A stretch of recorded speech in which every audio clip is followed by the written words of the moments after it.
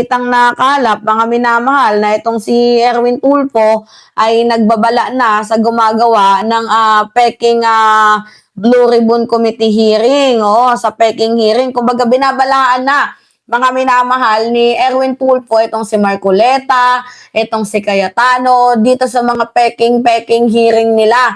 Nagsalita na po, mga minamahal, itong si Erwin Tulfo na kakasuhan niya.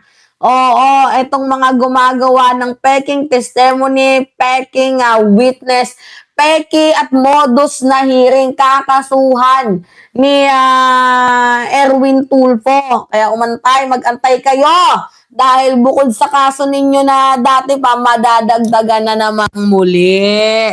Alright, mga minamahal. Oh, laki pa naman ang kaso ng pagsisinungaling. Diba? Oh, panoodin natin to. Magandang gabi po, Luzon, Visayas at Mindanao. Nagbanta si Senador Erwin Tulfo na ipaaresto ang sino mang magsasagawa umano ng tinawag niyang peking hearing sa Senado. Sinabi niya yan kasunod ng... So, may pagbabanta na dito, mga minamahal. Oh, narinig mo. Cayetano. Narinig mo, Pia Cayetano. Narinig mo naman yata, Senator Rodante Marcoleta. Sana matauhan ka na dito. Inusang pagdinig sa flood control scandal ng grupo ni Senator Alan Peter Cayetano. Hit ni Tulfo, siya ang legit na chairman ng Blue Ribbon Committee sa ilalim ng tinaguriang new majority ng Gatchalian Bloc. Nakatutok si Sandra Aguinaldo. Ay malaman na Kasunod na isinagawang hearing ng Blue Ribbon Committee ng Cayetano Bloc, may babala si Senador Erwin Tulfo sa mga aniyay magsasagawa ng peking hearing sa Senado. Si Tulfo ang itinalaga ng tinaguriang new majority na chairman ng Blue Ribbon Committee. hindi na po papayag. Oh, narinig ninyo, nagbabala na. Hindi na siya papayag. Oo, so ngayon, may action na. May makakasuhan na. Hindi po pwedeng ganito lamang. Kailangan ko itong bigyan ng pansin. Ang dapat makasuhan, tatamaan. Ang dapat tamaan, kakasuhan. Gets ninyo? So, hindi po pwede. Mga minamahal na na walang pahinatnan to kasi sinira niya yung reputation niya ng ibang mga senador dahil sa kagustuhan ninyong ma-destabilize itong ating gobyerno, pati silang mga senador na walang alam dyan sa maleta-maleta na yan, nadadamay. So ngayon, isa-isa kayong kakasuhan, kabilang ka na dyan, Mike Defensor, Marcoleta at Alan Peter Cayetano. And syempre, I think, ito nga din si Pia Cayetano. Hihiring-hiringan kayo dyan at I will have you arrested. I promise. Kahit na senador ka, kahit na sinasabi mong matanda ka na ilang taong ka na sa Senado, try me. Magpahiring ka ng Blue Ribbon ulit. Magpahiring ka. I don't care kung dati kang Senate President, dati kang Speaker of Diba? Oh, I don't care kahit dati kang Senate President. I don't care kahit dati kang Speaker. Diba? Wala akong pakialam sa pangalan na pinangahawakan mo. Basta sa akin, may kaso ka, may kalalagyan ka, may kahinatnan ka. Diba, mga minamahal? Wala na akong pakialam sa pangalan mo and I don't care also sa pangalan ko. Kailangan mong managot sa kasalanan ginawa mo dahil tarantado ka. Diba? Oh, kakasa ka ng ng peking hearing, kakasuhan kita. House, I don't give up. Talagang papahuli kita. Kung hindi papahuli, kung ayaw na usa, biting kita, kwikwilyohan kita, palalayasin kita dyan sa floor na yan. Because I am... Diba? Palalayasin kita sa floor na yan. Kukwelyuhin kita. Sisintunin kita. Diba? I have that floor because I am the legitimate Blue Ribbon Chairperson ng Blue Ribbon Committee. Anak ng tokwa ka, pwesto ko yan. Diba? Tinatarantado, binababoy ninyo. Mag-antay kayo ng totoong hearing. Pero feeling ko yung 18 Marines mawawala na yan sa mapa. Just like what happened kay Orly Gutesa. Legitimate Blue Ribbon Chairman. Magsasampa rin si Tulfo ng kasong libel sa mga nagpakilalang dating sundalo na humarap sa hearing kahapon. Dahil di niya totoo ang sinabi nilang dinalhan siya ng maletang may pera. Kakasuhan din ang ilan sa kanila ng libel ni Senador Tito Soto dahil kasinungalingan din anya ang akusasyong dinalhan umano siya ng pera. Kabilang sa binutasan ni Soto ay ang aligasyong tinanggap ang pera ng kanyang executive assistant na anyay 2015 pa pumanaw. Sa Lunes, Diba, kahit patay na yung tao, hindi nyo pinapatulog. Maawa naman kayo, patay na yung tao, dinadamay nyo pa sa issue. magsagawa ng hearing ang Blue Ribbon Committee ni Tulfo. Imbitado rin dito ang ilan sa mga dating Marines at iba pang inimbitahan ni na Cayetano. We are inviting them. Pag hindi po sila sumunod, papaliwanagin po namin sila and then mag-issue po kami ng cite them for contempt. And entonces po, Yare, cite and contempt. Masa cite and contempt ang hindi dadalo. So kapag di ka dumalo Marcoleta, kapag di ka dumalo Alan Peter Cayetano, masa cite and contempt kayo ni Erwin Tulfo. Kaya sikapin yung makadalo kayo. Dahil kung hindi kayo makadalo, may patutunguhan talaga kayo. tayo, ang po mga pulis, pwede po namin i-order na hulihin po sila, dalhin sila dito sa Senado. Kung wala po silang valid reason, Hiningan namin ng reaksyon si Attorney Lit Oy, thank you sa'yo,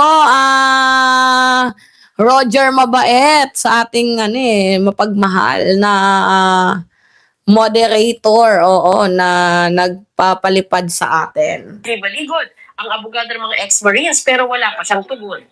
Pero sabi ni Senador Rodante Marcoleta, hindi pa umanuhuli ang hearing na ikinasa ng Cayetano Block kahapon kaugnay ng flood control scandal. Marami po tayong kukunin. Binanggit po ninyong mga addresses na kung saan dinala yung mga pera. May patatawag po tayong mga tao para i-confirm po na talagang na-delivery yung mga sasakyan. Suspend the hearing until further notice. Naka-George Silendien na ang Kongreso hanggang July 26. Sa July 6 naman, inaasahan ang pagsisimula ng impeachment trial. Bago yan, napapag-usapan ngayon ang pagkakaroon ng special session ng Kongreso para matapos ang ilang priority measures, pati na rin ang nabigbig trabaho ng Commission on Appointments. Sa gitna ng marami pang trabaho ng Senado, wala pang nakikitang solusyon sa gilian sa liderato nito. I'm willing to talk to anyone, including Diba? Kasi si Cayetano, very hunger for power. I don't want to say anything but Cayetano is very hunger for power. Gusto niyang maging vice-presidente matagal na pero nauudlot lang yung kanyang pangarap. Kaya ngayon nagsusumipsip dito kay Sara. the 11 to fight common ground. But ilalabang ko yung tama.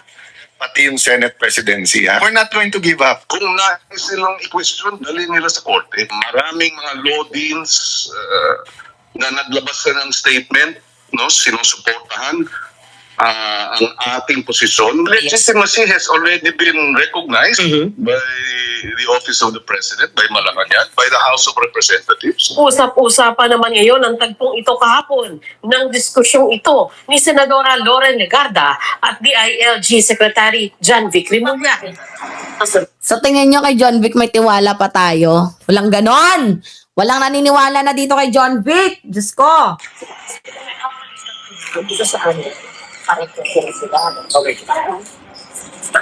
Tapos mag...